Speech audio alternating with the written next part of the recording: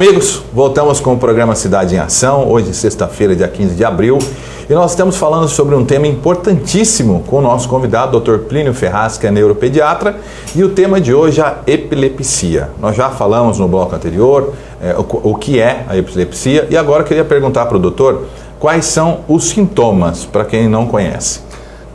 O indivíduo que apresenta uma crise epilética, muitas vezes ele tem uma alteração sensorial antes dessa crise. Então ele tem alteração visual, às vezes um formigamento, e aí ele passa a ter no caso de uma crise motora, ele passa a ter um repuxamento de um dos membros e na maioria das vezes uma perda da consciência. E essa crise que começa numa área do cérebro, por uma atividade anormal do cérebro, ela se espalha muitas vezes pelos dois hemisférios cerebrais e o indivíduo tem uma crise generalizada, às vezes até com liberação esfincteriana. Às vezes essas crises, elas são, o indivíduo cai de uma vez no chão, acaba se machucando pela própria queda. Então a gente sempre orienta o paciente sabidamente epilético, o paciente que já sabe que é portador de epilepsia, que se ele pressentir que vai ter uma crise, ele deve sentar no chão, procurar um lugar que ele não vá cair, que ele não vá se machucar. Mas geralmente os sintomas são esses. O indivíduo não lembra de nada e essas crises são sempre seguidas de sonolência, confusão mental. O indivíduo tem até uma amnésia, esquecimentos naquelas primeiras horas do pós-crise. Doutor, e quais as causas da epilepsia?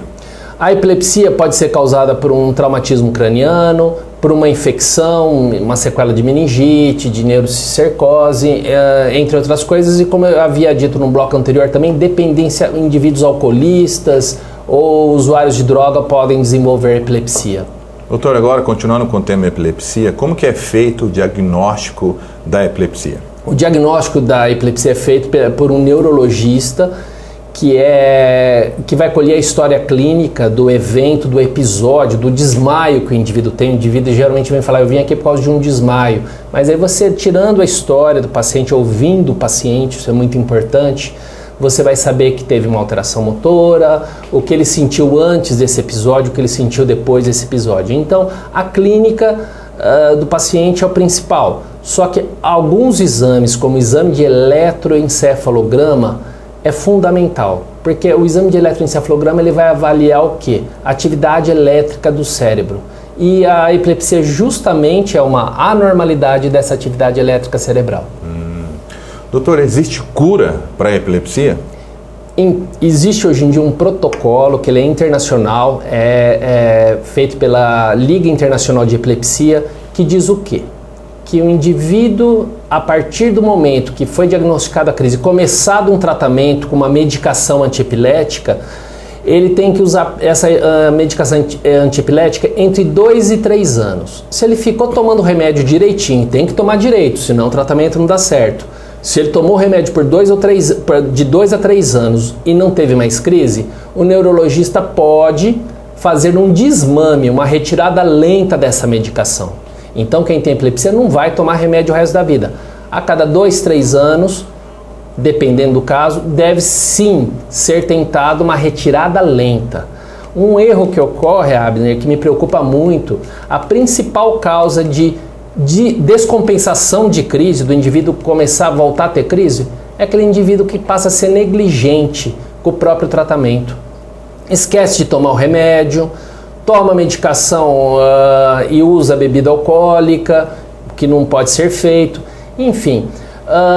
Às vezes o indivíduo já está 1 ano sem crise, eu acho que eu não vou ter mais. E aí, se ele deixa de tomar uma dose, isso já é suficiente para ele ter uma descompensação das crises convulsivas. Olha, nós mostramos o caso do Miguel, doutor, que inclusive está na justiça, que o Ministério da Saúde suspendeu o canabidiol. Eu queria que o senhor falasse, nesse caso do Miguel, como que age o canabidiol? Ele é específico para determinados tipos de epilepsia ou para todos?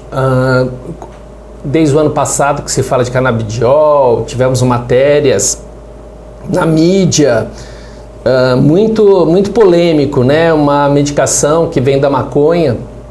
O canabidiol, ele é um antiepilético eficiente, mas em uma síndrome epilética específica, que é chamada de Dravet. não é usado em toda epilepsia. E nem o paciente portador de epilepsia vai começar a fumar maconha, que não, na verdade ele é um derivado da cannabis, mas não é a maconha que é usado de maneira ilícita. Mas o canabidiol é para uma epilepsia específica, aí ele pode ser eficaz sim, mas não é algo comum que se use no dia a dia.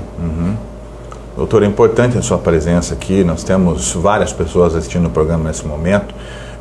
E a próxima pergunta para o senhor é a seguinte, né? Quais os outros tratamentos para epilepsia? O tratamento clássico consiste em tomar a medicação para aquele determinado de tempo, sem esquecer nenhuma dose, mas existem outros tratamentos.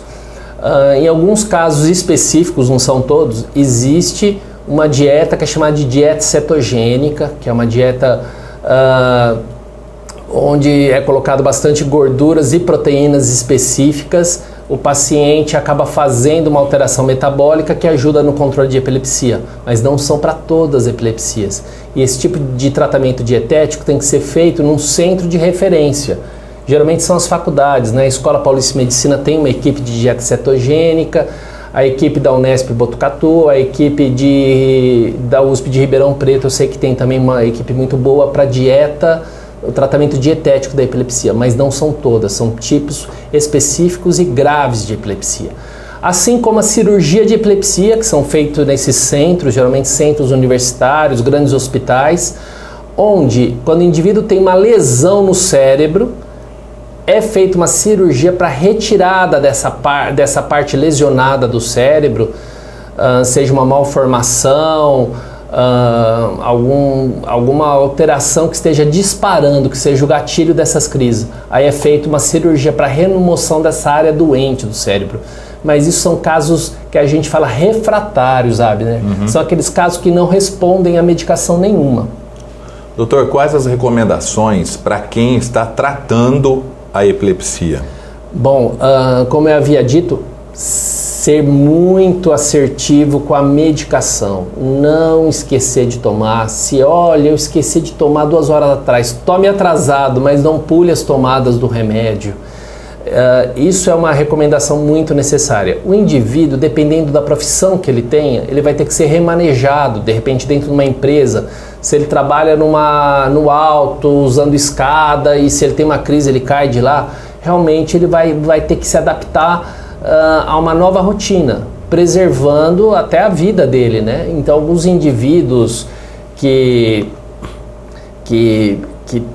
vão estar numa situação de risco, se tiver uma crise, eles vão ter que alterar essa questão profissional.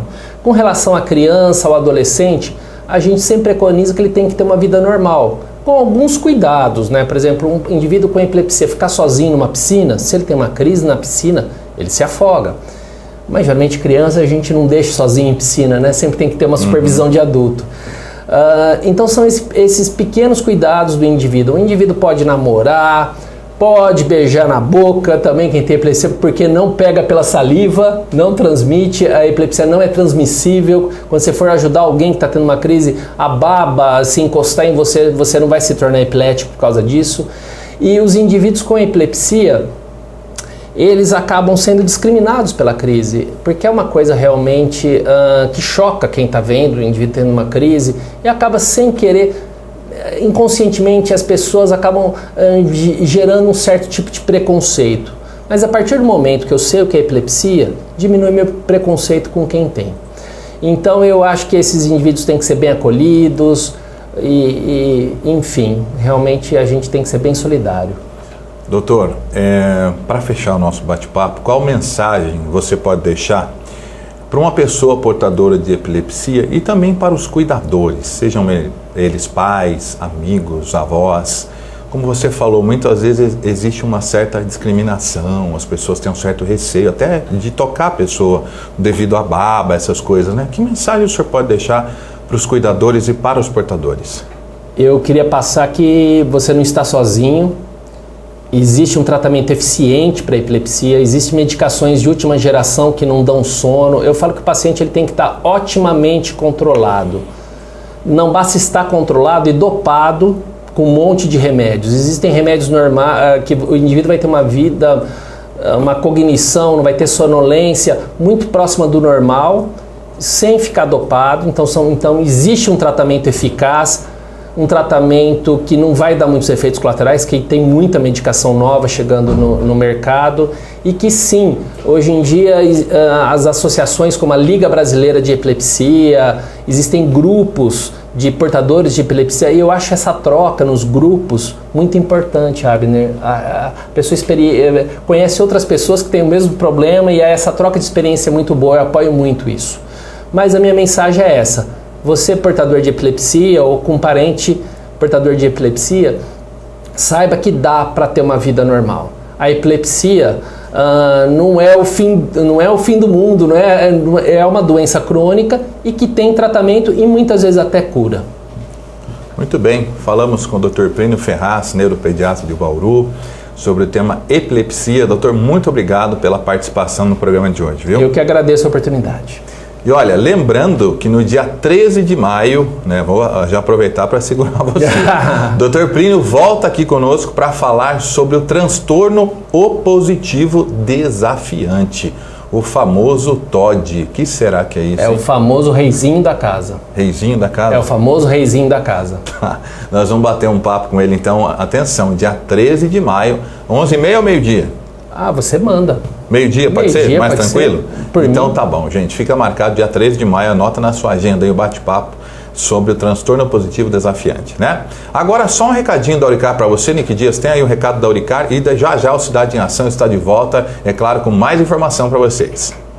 Valeu a pena esperar. Dessa vez, até quem critica vai se apaixonar por um Chevrolet. Mais tecnologia nos carros. Em que posso ajudá-lo, senhor? Designs totalmente renovados. Melhor valor de revenda. Revisões com preços fixos. E alguns dias para aproveitar essas grandes oportunidades. Carros 2016 com preço de 2015. Bônus de até R$10.000 para toda a linha. E ainda taxa zero para a linha Onix e Prisma.